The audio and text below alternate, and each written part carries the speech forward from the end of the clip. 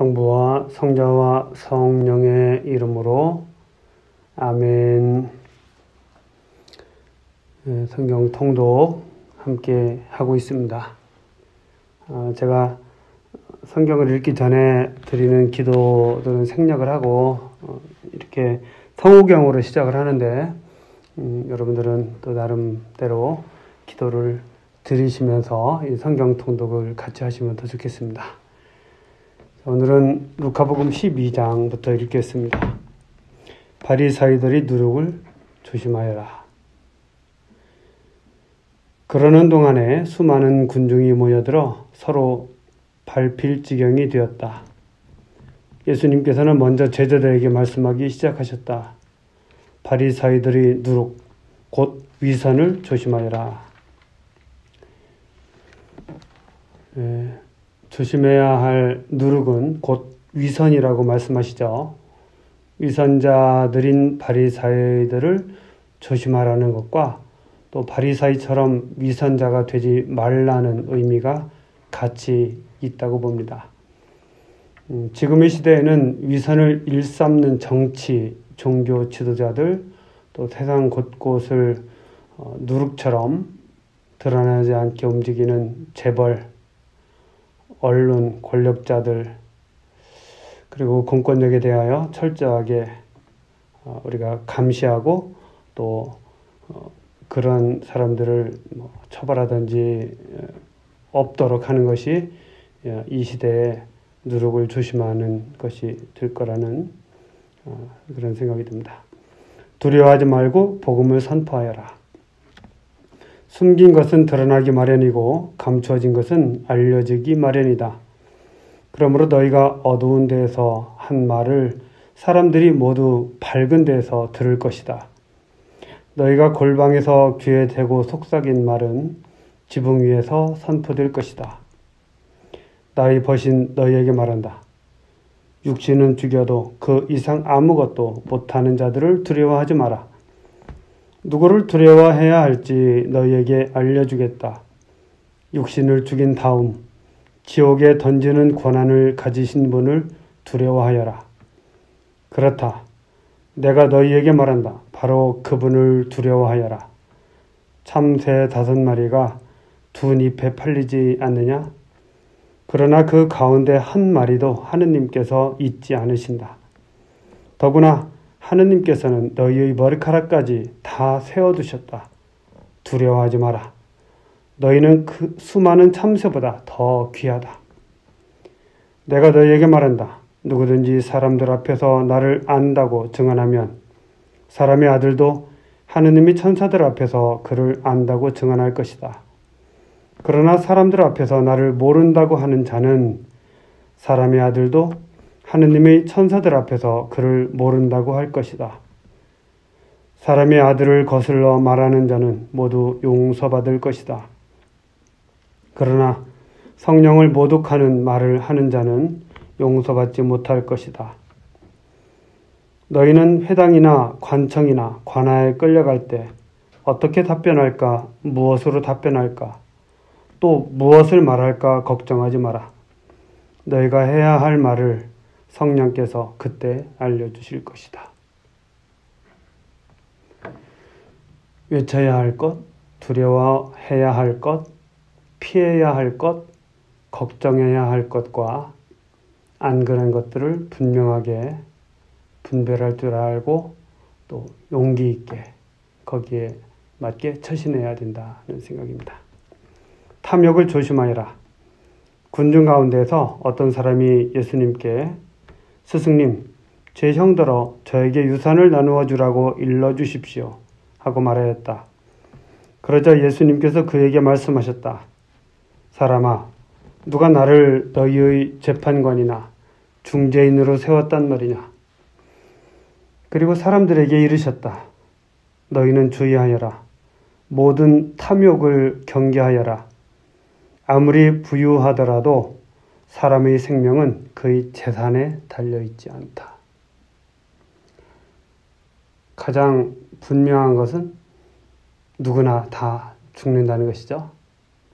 그리고 가장 불확실한 것은 누구도 언제 죽을지 모른다는 그런 것이라는 말을 제가 본 적이 있습니다. 어리석은 부자의 비유. 예수님께서 그들에게 비유를 들어 말씀하셨다. 어떤 부유한 사람이 땅에서 많은 소출을 거두었다. 그래서 그는 속으로 내가 수확한 것을 모아둘 데가 없으니 어떻게 하나?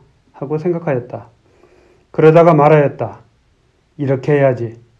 곳간들을 헐어내고 더 큰 것들을 지어 거기에다 내 모든 곡식과 재물을 모아두어야겠다. 그리고 나 자신에게 말해야지.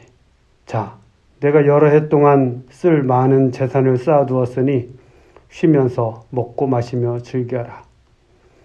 그러나 하느님께서 그에게 말씀하셨다. 어리석은 자야, 오늘 밤에 내 목숨을 되찾아갈 것이다. 그러면 내가 마련해 둔 것은 누구의 차지가 되겠느냐?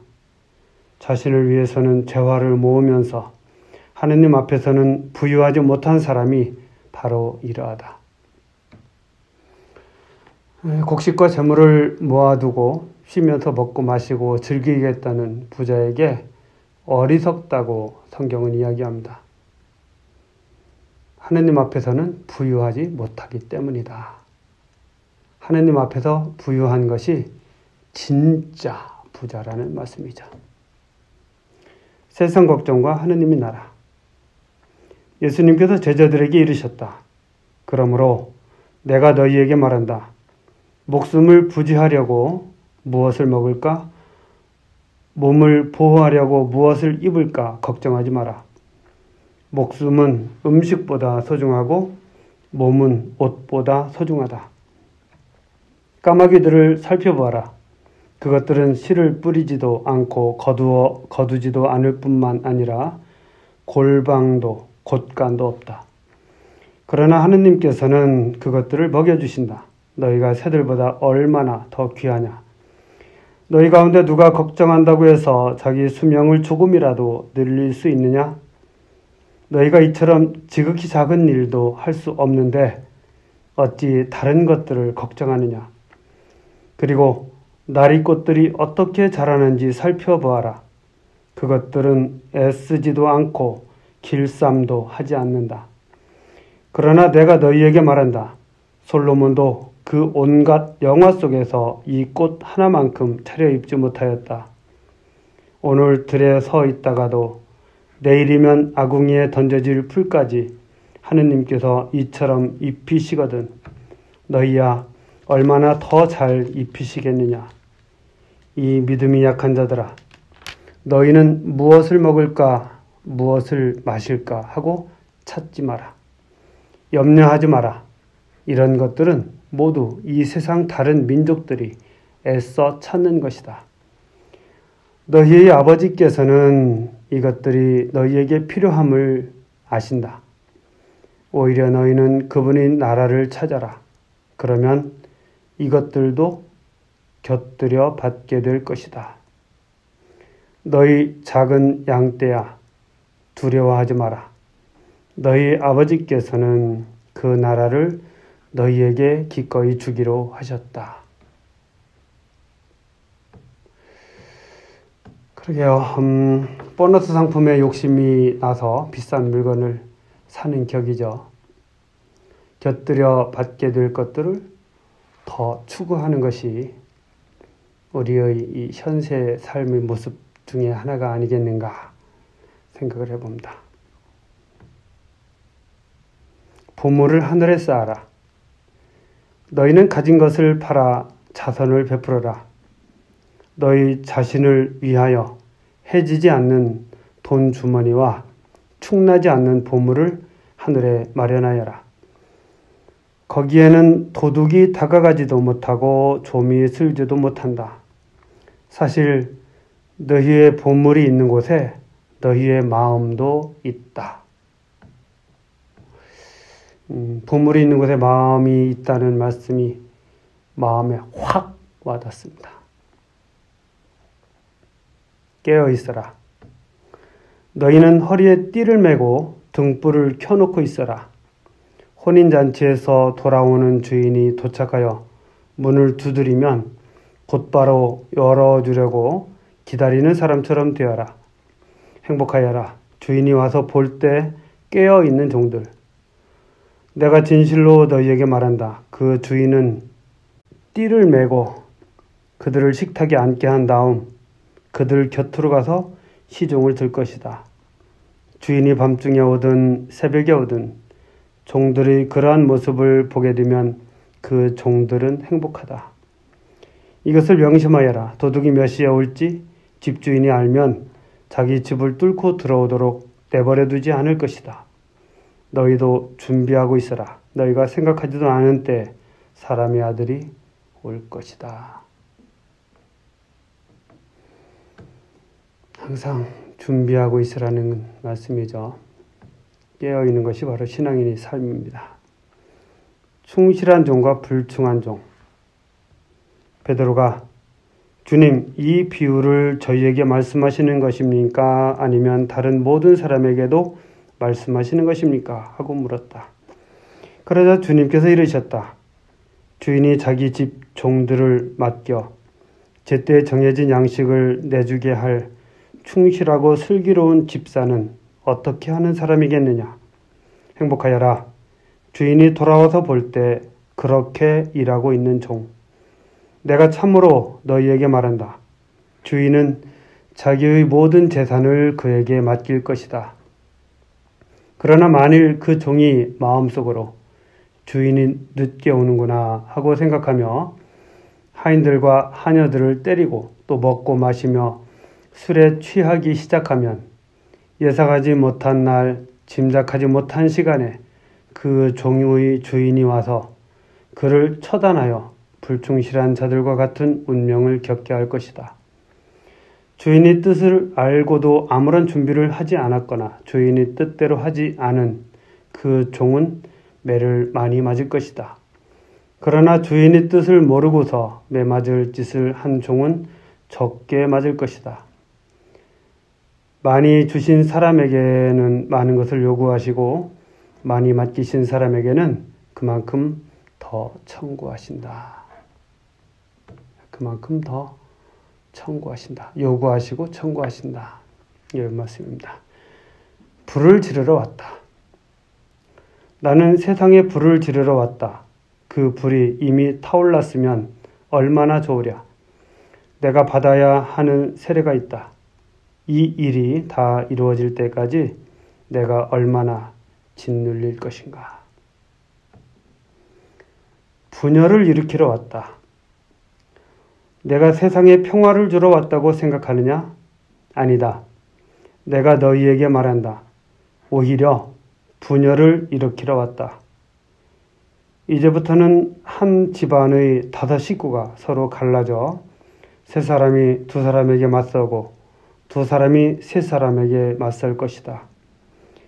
아버지가 아들에게, 아들이 아버지에게, 어머니가 딸에게, 딸이 어머니에게, 시어머니가 며느리에게, 며느리가 시어머니에게 맞서 갈라지게 될 것이다. 이 세상에 평화를 들어오지 않았다고 말씀하시는데, 그러게요. 예수님 오시고 나서 세상이 평화로워졌나? 그렇지는 않은 것 같아요. 반대로 예수님을 따르는 삶에는 평화가 있습니다. 그리고 예수님을 정말 잘 따르는 그런 삶을 살아가다 보면 우리는 평화로운 삶을 살아갈 수 있어요. 신앙 안에서 평화를 만들어가는 삶, 그것이 바로 우리의 삶이죠.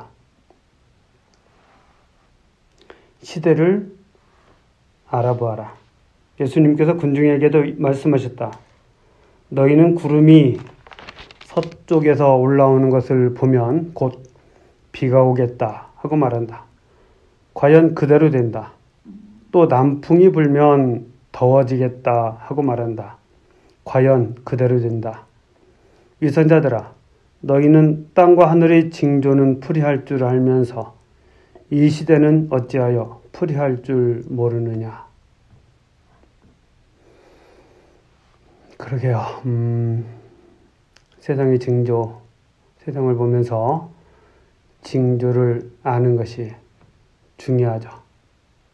하느님의 뜻을 알고 또 세상의 미래를 알고 그것을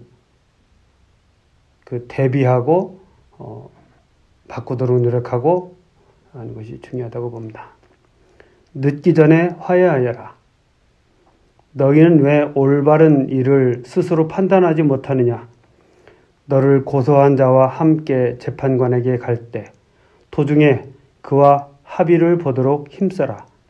그러지 않으면 그가 너를 재판관에게 끌고 가 재판관은 너를 옥리에게 넘기고 옥리는 너를 감옥에 가둘 것이다. 내가 너에게 말한다. 내가 마지막 한 입까지 갚기 전에는 결코 거기에서 나오지 못할 것이다. 올바른 일을 스스로 판단하여라. 그런 말씀입니다. 자, 오늘은 여기까지 읽도록 하겠습니다. 성부와 성자와 성령의 이름으로 아멘.